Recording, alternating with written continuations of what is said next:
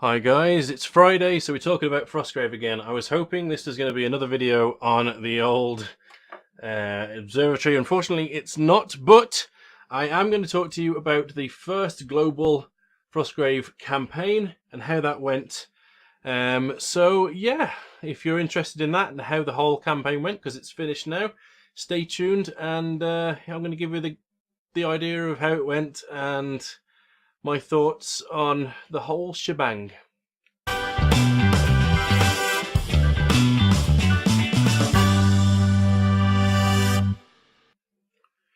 I may as well start off with the story.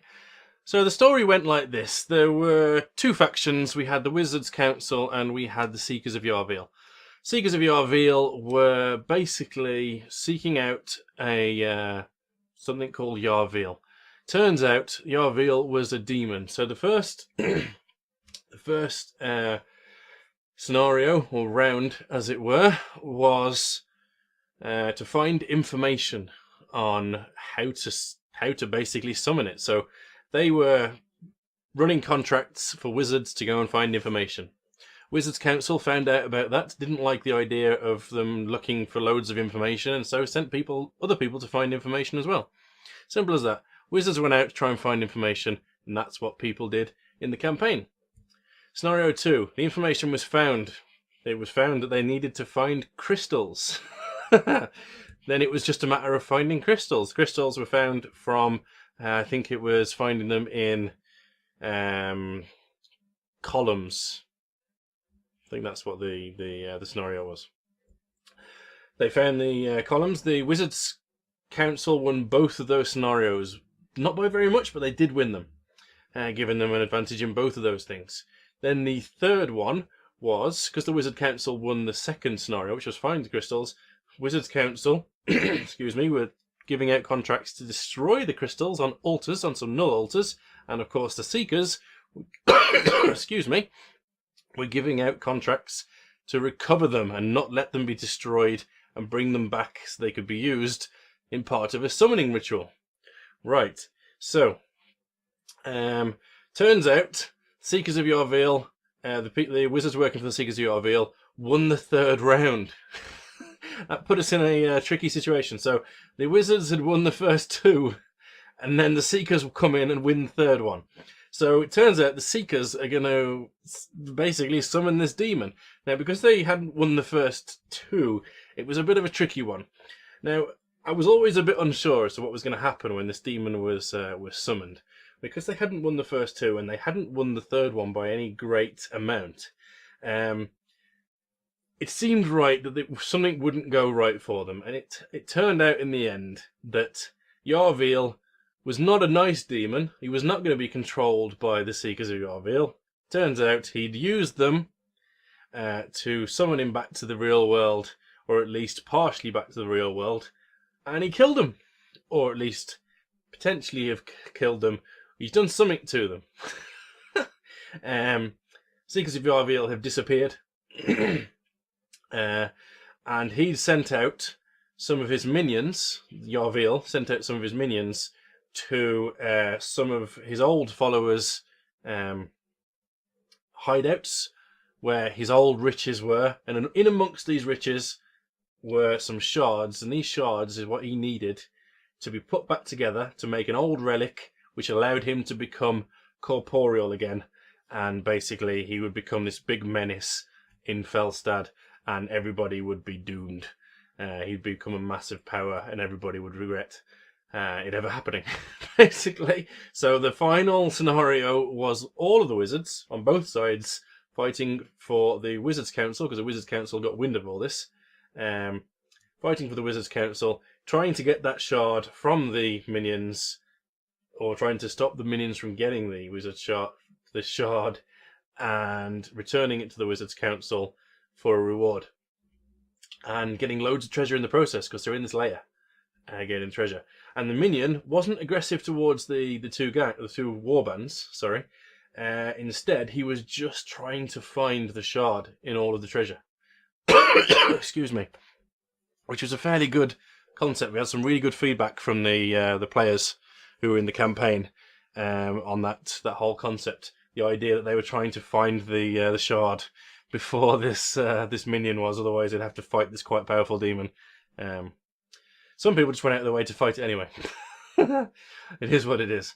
It turns out that almost every single battle ended with people just getting the shard and leaping and jumping and doing all sorts of crazy magic off the table. So not many shards made their way back to Yarville.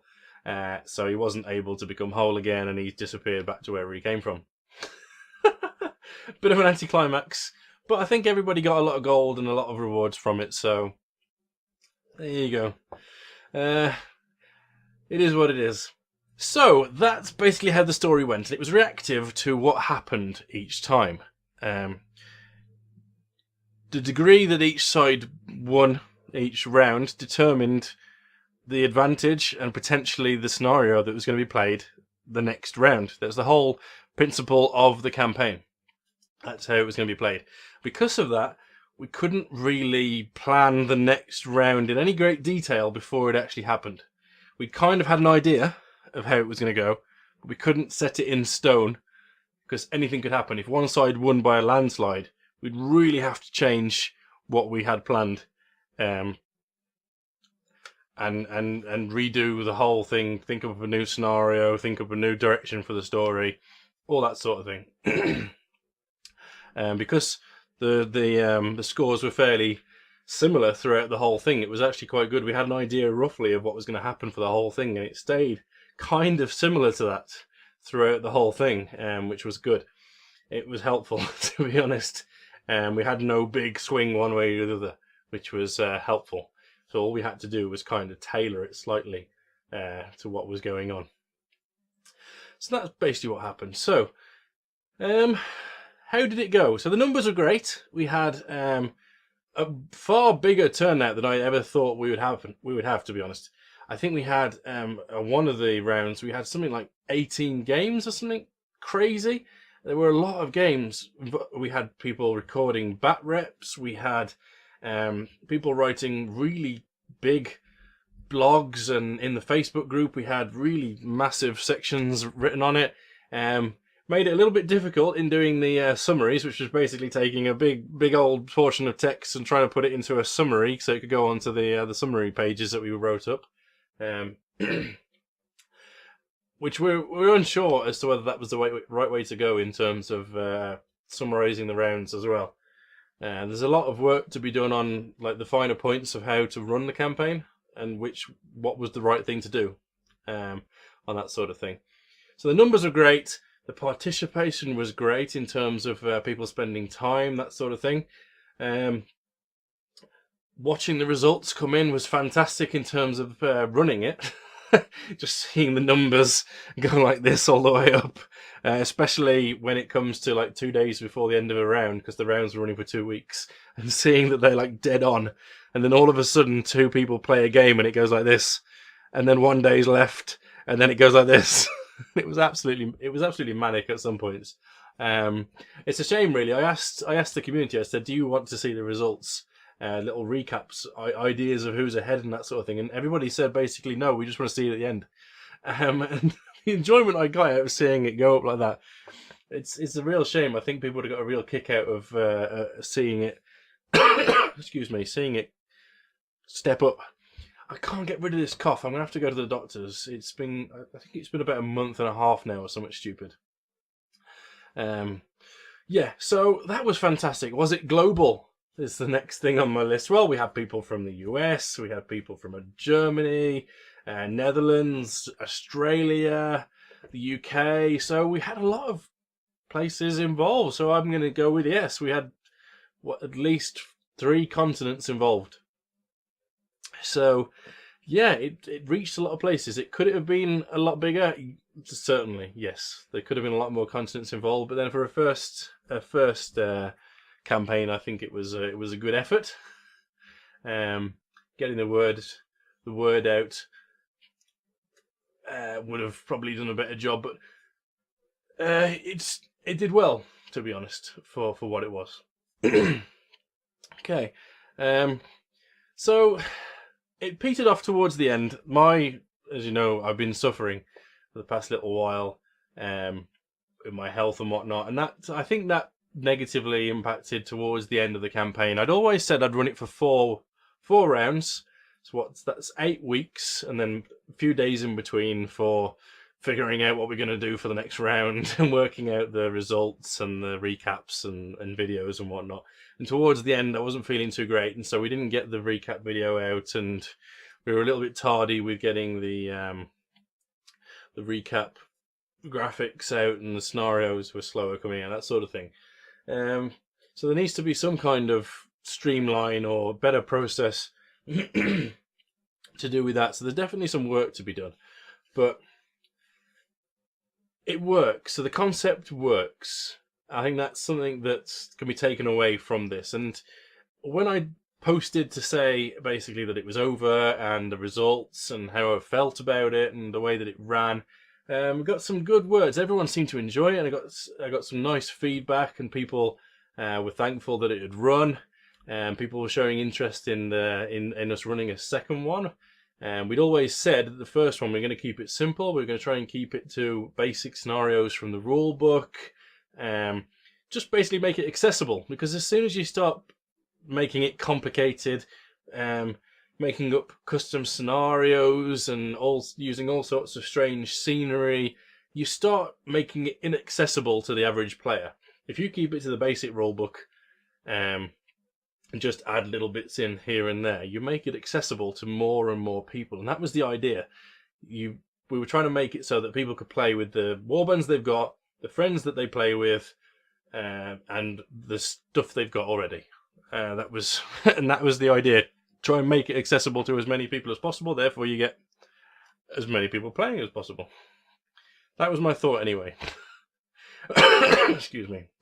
Whether it worked or not, it's another thing altogether. So, unfortunately, I am going to go on to a slight negative here. So I said right from the beginning, and it's even on the description of the Facebook group, to be honest, I always said that I wanted to build a community.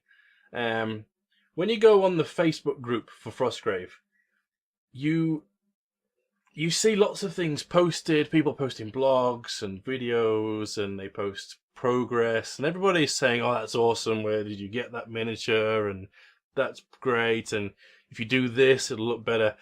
But there's very little, or at least in my experience, there's very little people getting to know each other. And that, in my opinion, is a community. So there's lots of interaction, but there's very little... Sorry, I'm scratching here because I've just shaved. There's very little getting to know each other.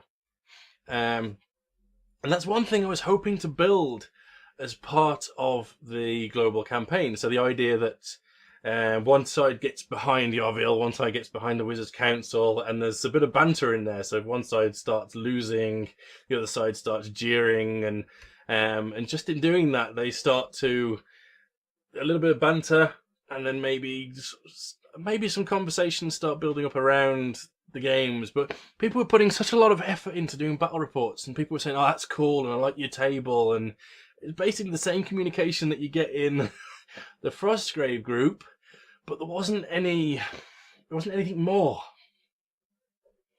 It didn't do. Whether it was my fault in what I'd done, I don't know. Whether it's just the nature of Facebook groups, I don't know, but it didn't become more. I don't know whether it was ever destined to become more, whether it's even possible to become more, but it didn't. But that was unfortunate. I don't know whether it's possible to happen, to be honest, without face-to-face being forced into a real life situation where small talk has to happen. I don't know whether community occurs without that. I really don't. And like I say, I'm not sure if that's me, the way I ran it, or whether it's just the nature of what Facebook groups are, and the platform, or I don't know. Any thoughts? Pop them down. If you've got any different experiences to what I've experienced of Facebook, like, I'm very keen to hear them. Any tips, that sort of thing. Like I say, very, very happy. Things are a little bit open at the moment as to whether there will be a global campaign 2. I'm not going to say there'll never be one. I don't think there'll be one for a little while. I'm a little bit burnt out at the moment. Looking into other things at the moment, as you can see, I've been playing a lot of Gangs of Camorra. The table set up for it at the moment. Love that game. It is so simple, and the rules are just the emergent gameplay that comes from just really simple rules. It's fantastic. This really gets your brain going, and the choices you've got to make, and the options available to you. I love it. It's fantastic. The campaign is trash, absolute trash. The campaign system they built for it, but I think with a little bit of work to build on that campaign system and the scenarios available, it can be something really special. Because the basic mechanics of the way that the game runs, it's awesome. I love it. Anyway, so we were talking about Frostgrave, yes, which is also an amazing game system, which I really, really enjoy. I'm really, really happy that I found 2 game systems that I love recently.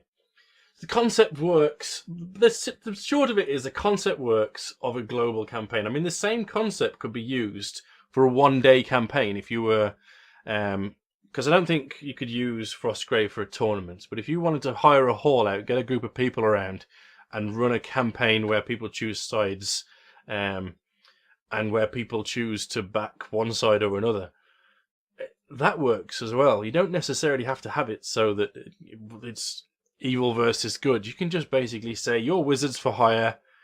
These are the people that want to hire you. Have at. It works.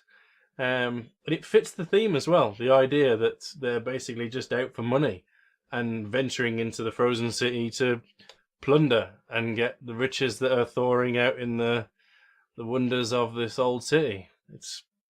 It just works thematically and everything else. So it was fun. I loved it. It didn't quite turn into what I wanted it to. It's got potential. I reckon it'll happen again. And I'm certainly open to running it with other people. And taking it to another level. There's going to be polls and fact-finding within the group to try and find out what people liked, what people didn't like, ways that we can improve it, ways that we can make it more complicated, ways that we can hopefully improve that interaction and really get people engaged and talking more. That's the biggie. We need to get people talking. Right. I've spoken about this for far, far too long. I don't even know how long I've been talking. I'm going to be shocked, I think, when I see how long this video is. Hopefully you haven't been too bored listening. I've been gesticulating widely because it's something that I felt quite strongly about, and it's something that I've enjoyed doing, and I was quite passionate about. Still am quite passionate about doing. Right, catch up with me in between videos over here. Thank you very much for watching, and hopefully I'll see you in the next one. Stay well, guys.